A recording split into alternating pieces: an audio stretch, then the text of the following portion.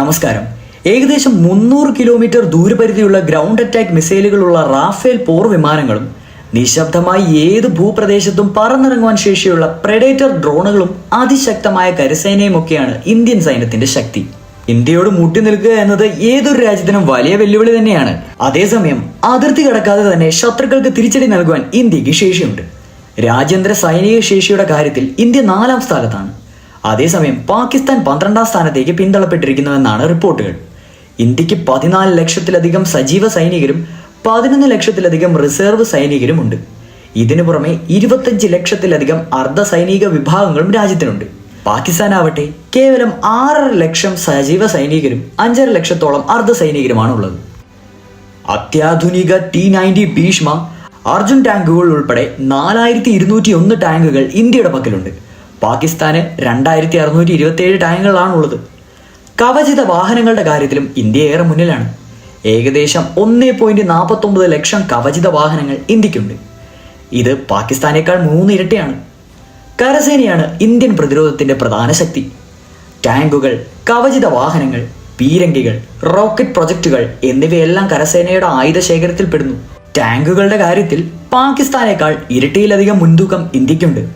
Indian കരസേന ഇപ്പോൾ തദ്ദേശീയമായ സാങ്കേതിക വിദ്യയുടെ ഉപയോഗത്തിനോടൊപ്പം വിദേശ രാജ്യങ്ങളുടെ അത്യാധുനിക സംവിധാനങ്ങൾ ഉൾക്കൊള്ളുന്നതിനും പ്രാധാന്യം നൽകുന്നു.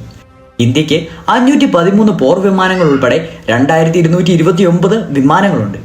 പാകിസ്ഥാന് 328 പോർ വിമാനങ്ങളും 1400 വിമാനങ്ങളുമുണ്ട്. ഹെലികോപ്റ്ററുകളുടെ എണ്ണത്തിലും ആകാശത്ത് ഇന്ധനം നിറയ്ക്കുവാനുള്ള ശേഷിയിലും ഇന്ത്യ പാകിസ്ഥാനേക്കാൾ മുന്നിലാണ്.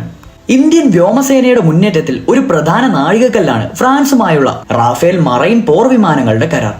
63,000 കോടി രൂപയുടെ ഈ 26 വിമാനങ്ങൾ ഇന്ത്യൻ വിമാനവാഹിനി കപ്പലുകളിൽ വിന്യസിക്കും. ഇത് ഇന്ത്യയുടെ നാവിക വ്യോമശേഷി വർദ്ധിപ്പിക്കും.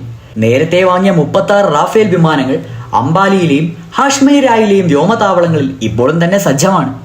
പുതിയ കരാറോടെ റാഫേൽ വിമാനങ്ങളുടെ എണ്ണം 62 ആകും. തദ്ദേശീയമായി നിർമ്മിച്ച തേജസ് Mk-2 വിമാനങ്ങൾ വ്യോമസേനയുടെ ഭാഗമാക്കാനുള്ള പദ്ധതികളും പുരോഗമിക്കുകയാണ്. ഇതിനോടൊപ്പം നിലവിലുള്ള Su-30 Mki വിമാനങ്ങളും നവീകരിക്കുവാനും 5ാം തലമുറ പോർ വിമാനങ്ങൾക്കായി അതായത് AMCA പ്രൊജക്ട് പദ്ധതികൾ ആസൂത്രണം ചെയ്യാനും ഇന്ത്യ തയ്യാറെടുക്കുന്നു. 293 യുദ്ധക്കപ്പലുകളുമായി ഇന്ത്യൻ നാവികസേനയും അതിശക്തം തന്നെയാണ്. 30ലധികം വിമാനങ്ങളും ഹെലികോപ്റ്ററുകളും വഹിക്കുവാൻ ശേഷിയുള്ള INS വിക്രമാദിത്യ, INS വിക്രാന്ത് എന്നീ 2 വിമാനവാഹിനി കപ്പലുകൾ ഇന്ത്യയുടെ അഭിമാനമാണ്. 18 അന്തർവാഹിനികളും ഇന്ത്യക്കുണ്ട്. പാകിസ്ഥാന് ഡിസ്ട്രോയറുകളോ വിമാനവാഹിനി കപ്പലുകളോ ഇല്ല. ഇതവരുടെ നാവികശേഷിയെ പ്രാദേശിക ജലത്തിൽ പരിമിതപ്പെടുത്തുന്നു.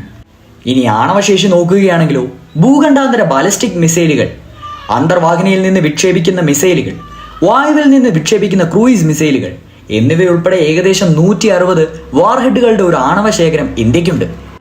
ഇന്ത്യയുടെ സൈനിക ശക്തി കര, വ്യോമ, നാവിക മേഖലകളിൽ മാത്രമല്ല ആണവ, സൈബർ, ബഹിരാകാശ മേഖലകളിലും അതിശക്തമാണ്.